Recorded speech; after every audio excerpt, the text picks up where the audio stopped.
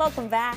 The League of Women Voters is a nonpartisan volunteer organization. Here with more details on the upcoming election is President Lori Robinson and Barbara Gunderson. Thank you so much for coming in today, ladies.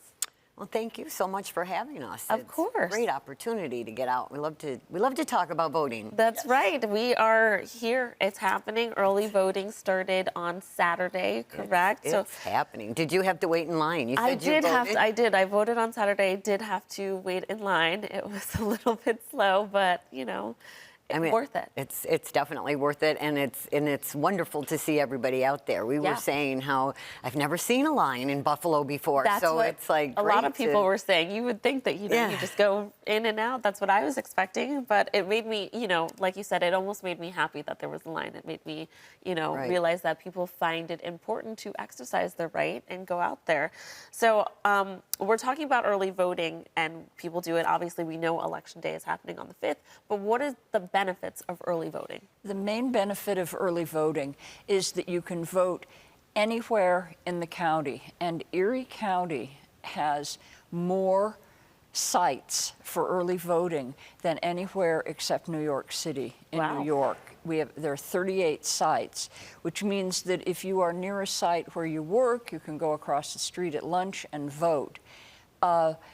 Also, early voting happens on Saturdays and Sundays so that people who do shift work can get there. Nice. And they're open till 8 at night sometimes. That's true. So, and it's such a benefit, and I think perhaps this year will be the year that we most likely see the benefit because many more people are taking advantage of it. Which is amazing. We love to see it. Now, another big question that people have when it comes to voting is how they find out where they can go. So where do you go online, or who do you call to find out where you're registered, if you're registered, and what your location is, your poll site is? There are a couple of ways to do that. One way is to go to elections.erie.gov and click on the voter lookup icon. And then you put in your name and your address and your birth date, and it tells you where your polling place is, and it'll tell you if your registration is valid. And if it isn't, register right away. Actually, the deadline was yesterday, Saturday, sadly. So, unfortunately, if you're not registered right now. But there's another button you can click that says View Sample Ballot.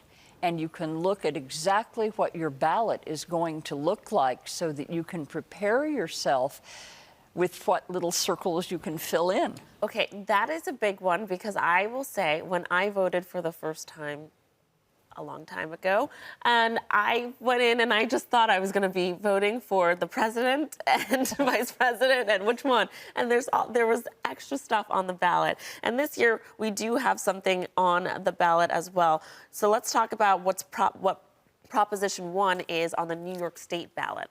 Okay, so the New York State, this is for everybody in New York State. It's to update our Constitution, to add to our already protections of gender and religion, to add age, disability, immigrant status, and women and women's reproductive health, and just to make everybody, the way I like to say it is all people are created equal and deserve dignity and respect.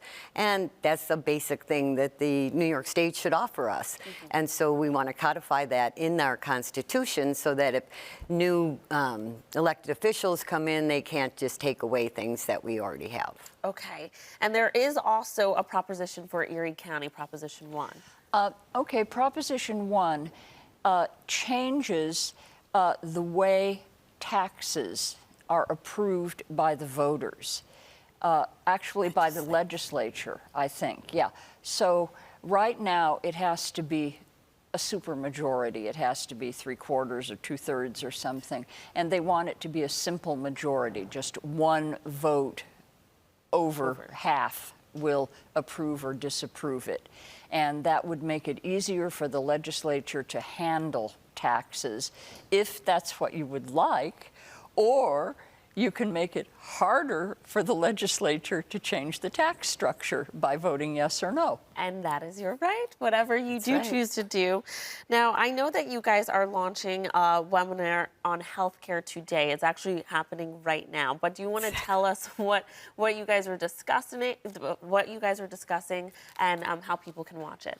Okay, so it is a Zoom webinar, and I'm not going to get the name of the other organization right, but it's the Western New York Health Care Association, and we're working with them, and they're going to talk about how the election could affect our health care, what the different options are that are being offered, and what might change depending on what administration comes in. Mm-hmm. So it'd be very comprehensive in talking about just all of our health care and how it's a very, very complicated issue, as we all know, but they're hopefully going to give us some insight and make it a little clearer for us to understand what's going on. Nice. Well, Lori and Barbara, I want to thank you for coming in. I think it is important to get people excited to go out and vote, and also to kind of break it down. We know that we have a lot of first-time voters this year, so hopefully if they're saying this, they'll have a little bit of insight as they're heading into the polls. So Thanks again for coming in. And it is so important to vote all the time, every year, local elections, school board elections. School board's on the ballot this year for Buffalo,